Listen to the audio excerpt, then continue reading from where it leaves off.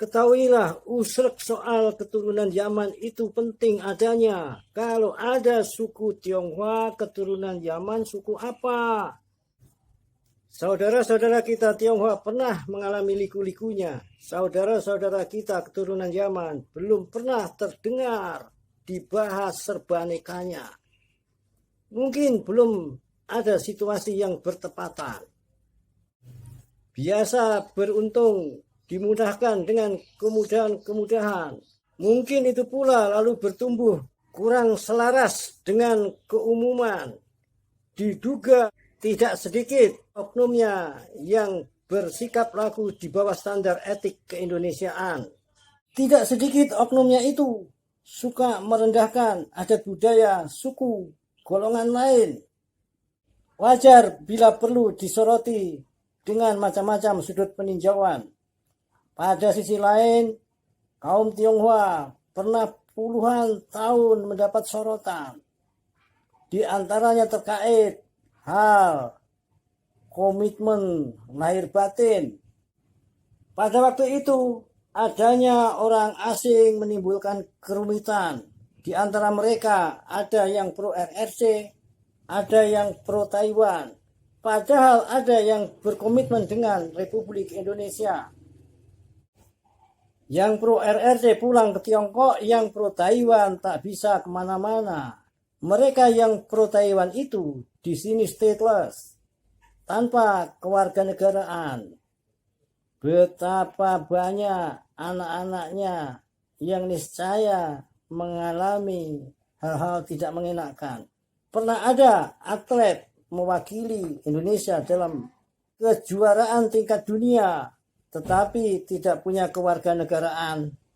Pada waktu itu memang memungkinkan hal terkait nasionalisme, patriotisme dipertanyakan. Lalu program pembauran dicanangkan dan dikembangkan secara meluas. Hancurkan penggolongan ala kolonial. Semua hidup bersama tanpa kelas. Di Pulau Jawa banyak yang ganti nama dan mengidentifikasi diri sebagai orang Jawa ataupun orang Sunda. Ada juga yang menginginkan dianggap sebagai suku tersendiri meski tanpa ganti nama, tapi tak perlu diragukan nasionalismenya. Di antara tokohnya dapat disebut pengacara senior Yap Tiam Hin misalnya.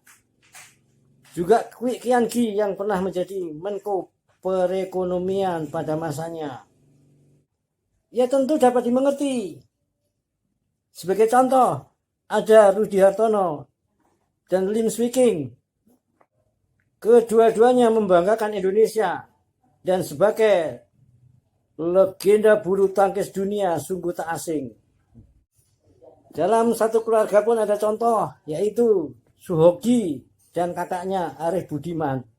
Namun ada yang unik, ditunjukkan oleh seorang sejarawan. Tidak ganti nama, tapi mengganti cara menuliskan namanya, yaitu Ong Ho Ham.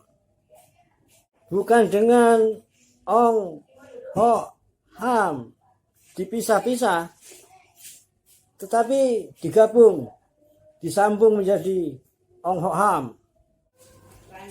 Demikianlah sekilas riwayat suku Tionghoa.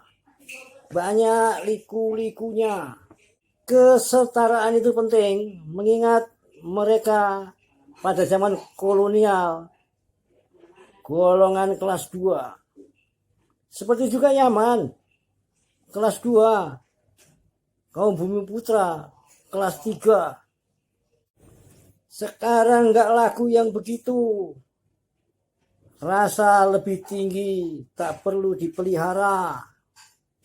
Keturunan Yaman jangan merasa lebih tinggi daripada yang lain. Di zaman now yang begitu mah nggak main.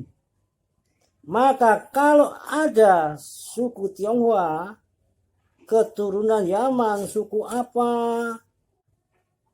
Mohon kiranya seluruh elemen bangsa berkenan merenung-renungkannya secara seksama. Salam bahagia.